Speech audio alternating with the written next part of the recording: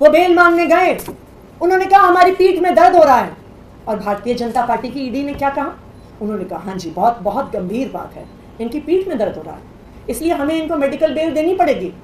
5 दिन की नहीं, 7 दिन की नहीं, 2 हफ्ते की नहीं, हम तो इनको परमानेंट बेल दे रहे हैं, हम इनकी बेल का विरोध नहीं कर रहे हैं। भारतीय जनता पार्टी के वकील, प्रधानमंत्री नरेंद्र मोदी जी के वकील कोर्ट में खड़े होकर कहते हैं कि नहीं नहीं नहीं, अरविंद केजरीवाल को तो 7 दिन की भी मोहलत मेडिकल टेस्ट के लिए नहीं दी जा सकती।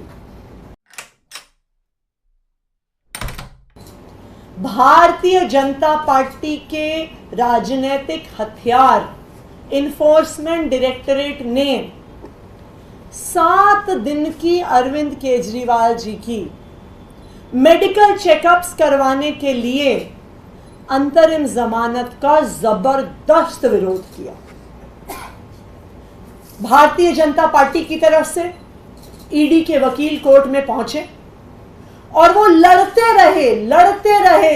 रहे कि हम अरविंद केजरीवाल को 7 दिन की जमानत नहीं देंगे कि वो अपना कार्डियक चेकअप करवा लें, कि वो अपना किडनी चेकअप करवा लें, कि वो कैंसर के चेकअप करवा लें।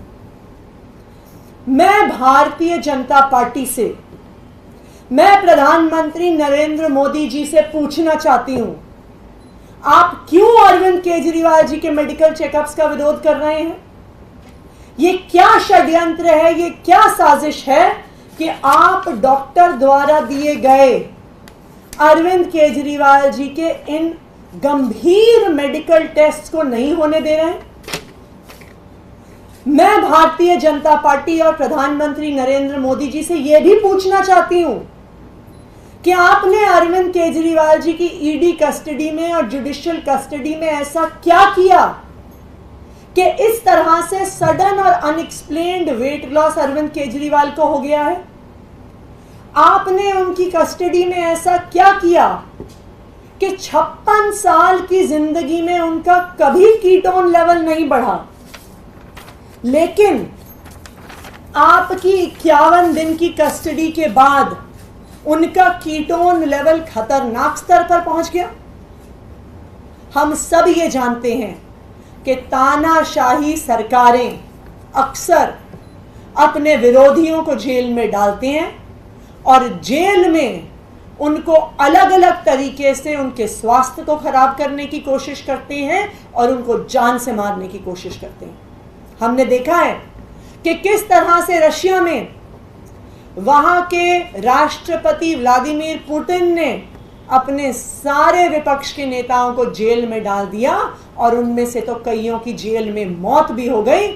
फिर पुतिन जी अकेले चुनाव लड़ते हैं और वही चुनाव जीतते हैं। आज ऐसा लग रहा है कि भारतीय जनता पार्टी और प्रधानमंत्री नरेंद्र मोदी जी भी कुछ ऐसा ही करना चाह रहे हैं। वो अरविंद केजरीवाल जी की जान से खिलवाड़ कर रहे हैं, आज ऐसा लग रहा है।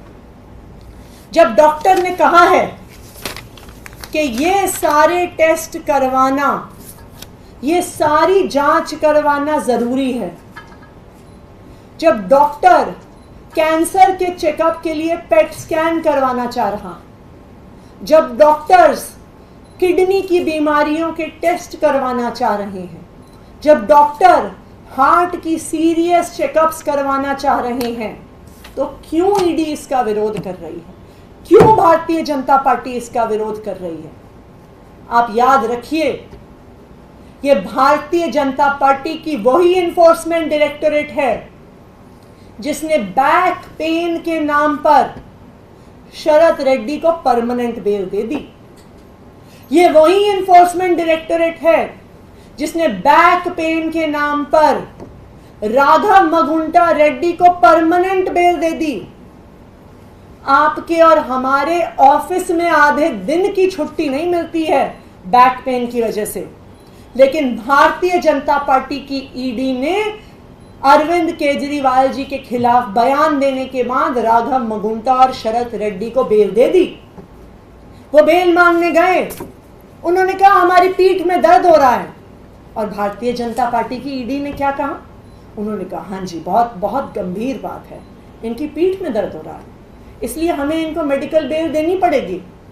5 दिन की नहीं, 7 दिन की नहीं, 2 हफ्ते की नहीं, हम तो इनको परमानेंट बेल दे रहे हैं। हम इनकी बेल का विरोध नहीं कर रहे हैं। लेकिन जब अरविंद केजरीवाल हार्ट के चेकअप के लिए, किडनी के चेकअप के लिए, कैंसर डिटेक्शन के टेस्ट के लिए मात्र 7 दिन की अंतरिम जमानत मांगते हैं, तो ईडी के वकील, भारतीय जनता पार्टी के वकील, प्रधानमंत्री नरेंद्र मोदी जी के वकील कोर्ट में खड़े होकर कहते हैं कि नहीं नहीं नहीं, अरविंद केजरीवाल को तो 7 दिन की भी मोहलत मेडिकल टेस्ट के लिए नहीं दी जा सकती।